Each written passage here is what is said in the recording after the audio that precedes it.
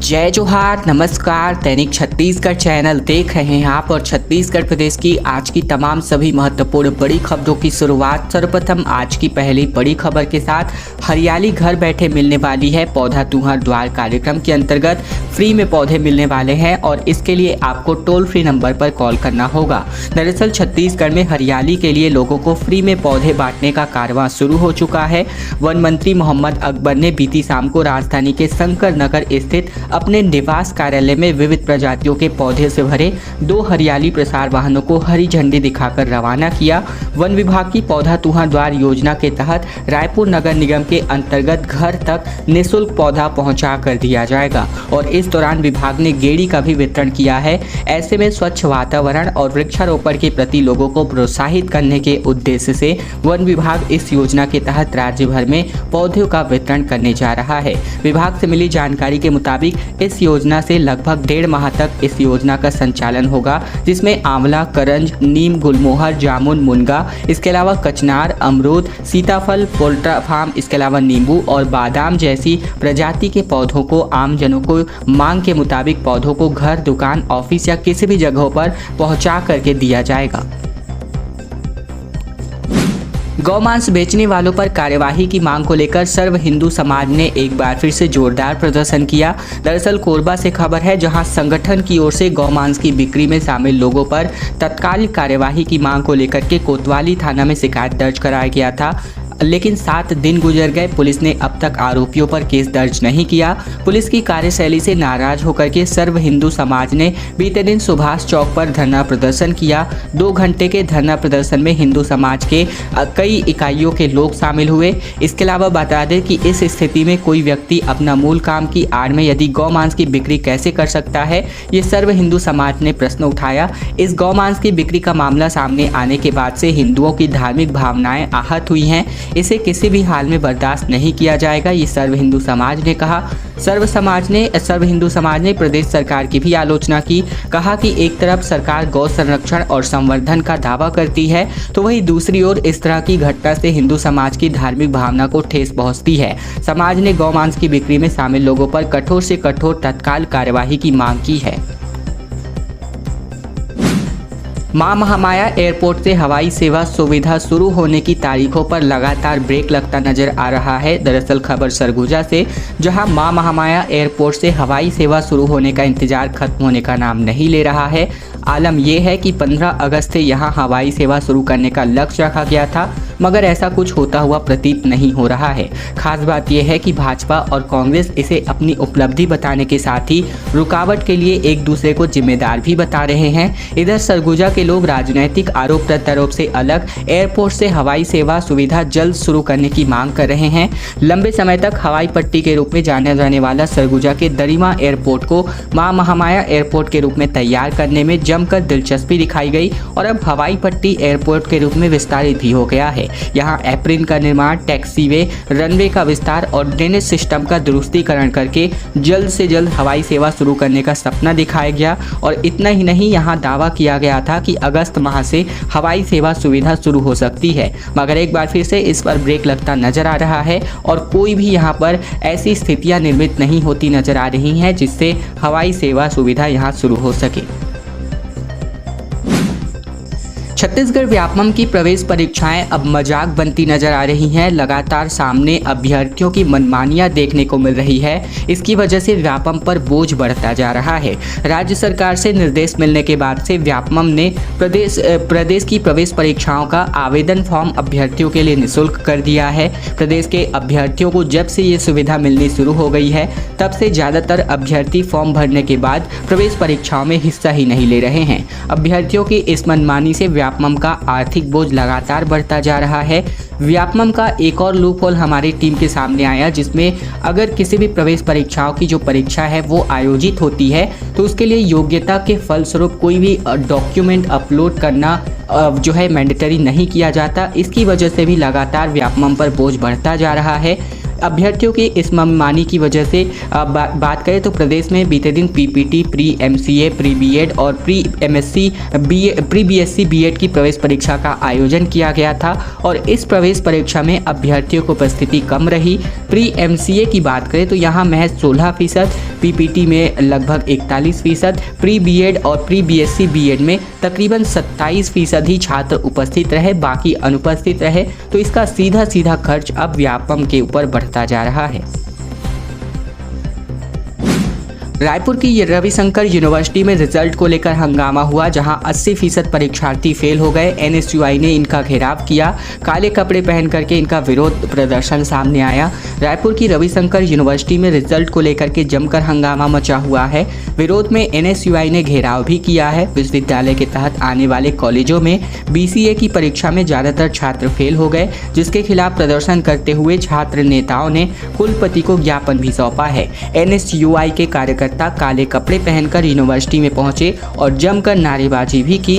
कार्यकर्ताओं ने पेपर जांच में लापरवाही का आरोप लगाया है। कुलपति से कार्यवाही की मांग भी की गई है। इधर बात करें तो केवल 20% ही छात्र पास हुए हैं। रजत ठाकुर जो कि महासचिव है एनएसयूआई रायपुर जिला के, इनके मुताबिक बीसीए फर्स्ट ईयर के 810 छात्रों में से 359 छात्र फेल हो गए, वहीं 284 स्टूडेंट सप्लीमेंट्री आए हैं। रिजल्ट इतना खराब है कि तकरीबन 20% छात्र ही महज पास हो पाए हैं। एनएसयूआई नेता ने कहा है कि रिजल्ट दुर्भाग्यजनक है। विश्वविद्यालय में एडमिशन लेने वाले छात्रों को उनकी मेहनत का ये रिजल्ट मिल रहा है।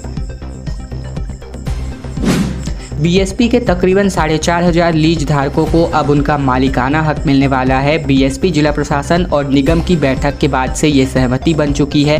भिलाई टाउनशिप में 21 साल से 4,500 बीएसपी लीज आवंटित मकानों में रह रहे लोगों को जल्द ही उनका मालिकाना हक दिया जाएगा। इसको लेकर मुख्यमंत्री भूपेश बघेल ने भी निर्देश जारी किए थे। इसके बाद बीएसपी, जिला प्रशासन और निगम प्रशासन की बैठक हुई। बैठक में सहमति बनी और सभी लीजधारियों को रजिस्ट्री पुराने दर पर ही की जाएगी।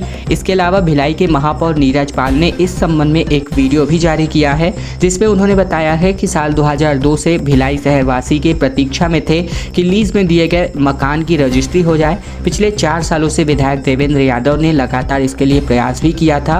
वहीं 8 अप्रैल को भी देवेंद्र यादव ने भेंट मुलाकात कार्यक्रम में मुख्यमंत्री के सामने इस मांग को रखा था। उस समय मुख्यमंत्री ने बीएसपी के डायरेक्टर और जिला प्रशासन के अधिकारियों को आपस में बैठकर इस मामले को हल निकालने के लिए निर्देशित भी किया था।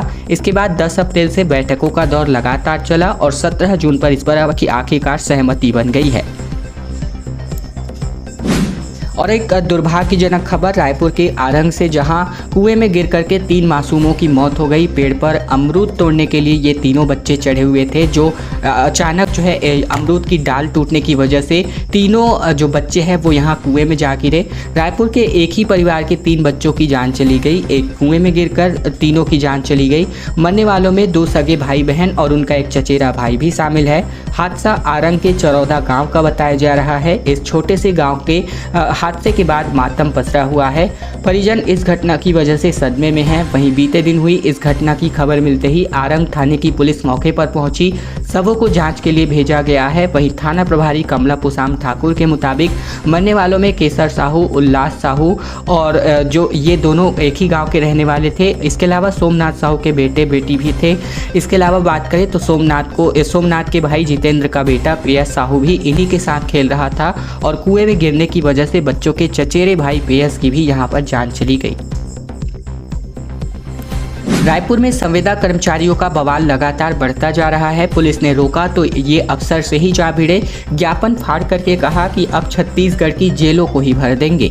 दरअसल बीते दिन रायपुर में प्रदेश भर के संविदा कर्मचारियों ने नवा रायपुर स्थित तूता धरना स्थल पर नियमितीकरण की मांग करते हुए जोरदार प्रदर्शन किया। कर्मचारी संगठन के पदाधिकारियों ने कहा कि आने वाले दिनों में जेल भरो आंदोलन करेंगे और पूरे प्रदेश के कर्मचारियों का ये आंदोलन और आगे बढ़ेगा। एक बड़ी सभा लेने के बाद प्रदर्शनकारियों ने रैली निकाली। कर्मचारी शहर की ओर आगे बढ़े तो बीच रास्ते में ही पुलिस ने इन्हें रोक दिया। कर्मचारियों ने प्रशासनिक अफसरों को बुलाने के लिए कहा, लेकिन कोई भी अधिकारी नहीं पहुंचा, जिसके बाद कर्मचारियों ने आक्रोशित होकर ज्ञापन फाड़ते हुए कहा कि अब छत्तीसगढ़ की जेल भर देंगे। इस बीच कर्मचारियों और पुलिस कर्मियों के बीच जमकर धक्का मुक्की हुई। बड़ी तादाद में उमड़े संविदा कर्मचारियों को रोकने के लिए फोर्सेस बुलाई गई। इसके बाद कर्मचारी नवा रायपुर की सड़कों पर जाम करके धरना देने लगे। कर्मचारियों कांवड़ियों की मांग है कि जो जिस विभाग में काम कर रहा है उन्हें उसी विभाग में नियमित किया जाए, जो कि काफ़ी लंबे समय से इनका जो मांग है वो चला आ रहा है। इसके अलावा प्रदर्शन में इन्होंने श्रावण के प्रथम सोमवार के अवसर पर शिव तांडव भी गाया। मॉनसून सत्र के पहले ठीक एक कैबिनेट और बैठक ले सकती है। मुख्यमंत्री हाउस में 12 जुलाई को कैबिनेट की बैठक आयोजित होने वाली है। दरअसल खबर है कि मॉनसून सत्र के ठीक पहले छत्तीसगढ़ की कैबिनेट की एक और बैठक होने की जानकारी मिली है। बताया जा रहा है कि 12 जुलाई की शाम 6 बजे मुख्यमंत्री भूपेश बघेल के निवास में कैबिनेट की बैठक आयोजित होगी। ये भी कहा जा रहा है कि इस बैठक में कई अहम विषयों पर फैसले लिए जा सकते हैं। सरकार की ओर से मॉनसून सत्र में पेश किए जाने वाले विधेयकों पर भी कैबिनेट की मुहर इसी दिन लग सकती है। अनियमित कर्मचारियों समेत अन्य कर्मचारियों की मांगों पर भी कोई बड़ा निर्णय इसी दिन लिया जा सकता है। अगर सरकार ये निर्णय लेने के मूड में हो तो ये सरकार के लिए एक गोल्डन अपॉर्चुनिटी होने वाली है, क्योंकि अनियमित कर्मचारी अच्छे खासे नाराज भी नजर आ रहे हैं और अब अनियमित कर्मचारी जेल भरो आंदोलन की ओर भी रुख कर रहे हैं। और अब खबर गरियाबंद से आ रही है, जहां 5 दिन से लड़की के लापता होने के विरोध में शहर बंद का आह्वान किया गया। परिजन ने कहा कि सज्जाद इनको ले गया। पुलिस को मिला एक लेटर जिसमें युवती के मर्जी से जाने का जिक्र किया गया है। दरअसल गरियाबंद में पिछले 5 दिनों से लापता हुई लड़की के मामले में सर्व हिंदू समाज काफ़ी नाराज है। अब तक युवती के बारे में जानकारी नहीं मिल पाने के कारण समाज ने बीते दिन पूरा शहर बंद कर दिया। इसके अलावा हिंदू समाज और लड़की के परिजन धरने पर बैठ गए। इन लोगों का कहना है कि जब तक लड़की का पता नहीं चलता तब तक विरोध इनका जारी रहेगा। परिजनों ने ये भी कहा है कि उसे एक सज्जाद अली नाम का लड़का बहलाकर अपने साथ ले गया है। ये लव जिहाद का मामला है। उधर पुलिस को एक लेटर भी मिला है, जिसमें इस लेटर में इस बात का जिक्र है कि युवती अपनी मर्जी के साथ लड़के के साथ गई है। फिलहाल छूरा पुलिस इस मामले की जांच कर रही है। 5 जुलाई की रात से ये लड़की गायब है। इसके अलावा पुलिस ने परिजनों की शिकायत पर सज्जाद के खिलाफ अपहरण का केस दर्ज कर लिया था, मगर घटना के 4 दिन बीत जाने के बाद जब लड़की का पता नहीं चला तब रविवार को जो है परिजन और सर्व हिंदू समाज ने रैली निकालकर पुलिस को एक बार फिर से कार्यवाही करने के लिए ज्ञापन सौंपा था। हर हर महादेव की गूंज अब शिव भक्तों की मंदिरों में लगातार गूंजती नजर आ रही है। लगातार भीड़ अब बढ़ने लगी है। दरअसल सावन के प्रथम सोमवार के पावन अवसर पर राजधानी रायपुर में, इसके अलावा पूरे देश में भक्तों की भीड़ सुबह से ही मंदिरों पर दिखाई दी। श्रावण मास का पहला सोमवार था, ऐसे में इसीलिए शिवालयों में सुबह से ही भक्तों का तांता लगा हुआ था। मंदिरों में चारों तरफ हर हर महादेव की गूंज अब सुनाई देने लगी है। वहीं महादेव घाट स्थित शिव मंदिर में सुबह से ही शिव भक्तों की पूजा अर्चना के लिए काफी लंबी लाइनें लगी रही। भक्त बड़े उत्साह के साथ बाबा के दर्शन करने पहुंच रहे हैं। बता दें कि 19 साल बाद श्रावण मास में पुरुषोत्तम मास का संयोग बन रहा है, इसीलिए इस साल श्रावण का महीना 59 दिनों तक रहेगा, जिसमें कुल मिलाकर 8 सोमवार पड़ रहे हैं। 8 सोमवार पर शिवलिंग का रुद्राभिषेक और मनमोहक श्रृंगार किया जाएगा। छत्तीसगढ़ में 27 डिप्टी कलेक्टर्स के तबादले कर दिए गए हैं। कई अधिकारियों के प्रभार भी बदल दिए गए हैं। शशांक पांडे को बालोद की जो है जिम्मेदारी सौंपी गई है। दरअसल खबर है कि छत्तीसगढ़ के राज्य शासन ने राज्य के तकरीबन 27 डिप्टी कलेक्टरों का ट्रांसफर कर दिया है। इन अधिकारियों को एक जिले से दूसरे जिलों में भेजा गया है। इनमें से कुछ अधिकारियों के प्रभार में भी परिवर्तन किया गया है।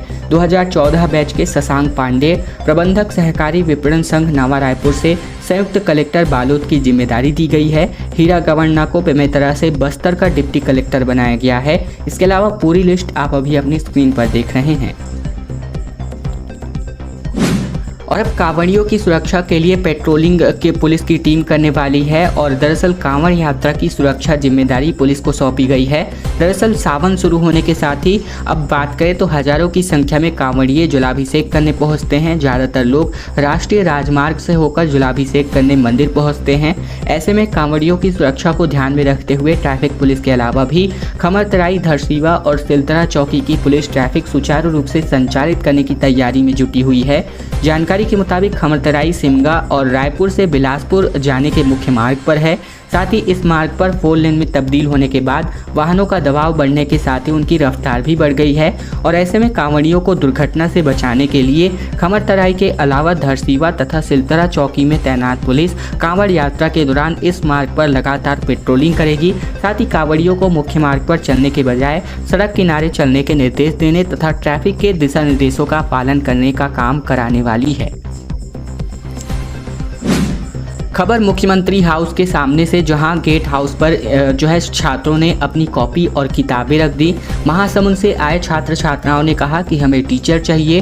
हड़बड़ाए अधिकारियों ने तत्काल नियुक्ति का वादा किया। दरअसल स्कूल में पढ़ाने के लिए टीचर्स की कमी की शिकायत को लेकर महासमुंद जिले के अमलोर हाई स्कूल के छात्र सीएम हाउस तक पहुंच गए। रायपुर के सिविल लाइन से स्थित सीएम हाउस के गेट पर कॉपी किताब और बैग रख करके स्टूडेंट्स ने शिक्षकों की मांग की। वहीं सरकार की ओर से उन्हें आश्वासन दिया गया है कि शाम तक शिक्षकों की नियुक्ति कर दी जाएगी, जिसके बाद बच्चे महासमुंद वापस लौट गए। जानकारी के मुताबिक महासमुंद जिले के शिवपुर ब्लॉक में अमलोर गांव में कुछ ग्रामीण और स्कूली बच्चे सुबह से ही रायपुर स्थित मुख्यमंत्री निवास पहुंचे, जहां वे जिस स्कूल में बच्चे पढ़ते हैं वहां सिर्फ एक ही शिक्षक पढ़ाते हैं और ऐसे में शिक्षकों की कमी की मांग को लेकर इन्होंने एक अनोखा विरोध किया। खैर दोस्तों, आज की खबरों का सिलसिला बस यही तक का था। अगर आपको यह वीडियो पसंद आए तो वीडियो को लाइक कीजिएगा। चैनल पर नए हैं तो चैनल को भी सब्सक्राइब कर लीजिएगा ताकि प्रतिदिन की महत्वपूर्ण खबरें छत्तीसगढ़ समाचार हम आप तक रोजाना पहुंचा सके।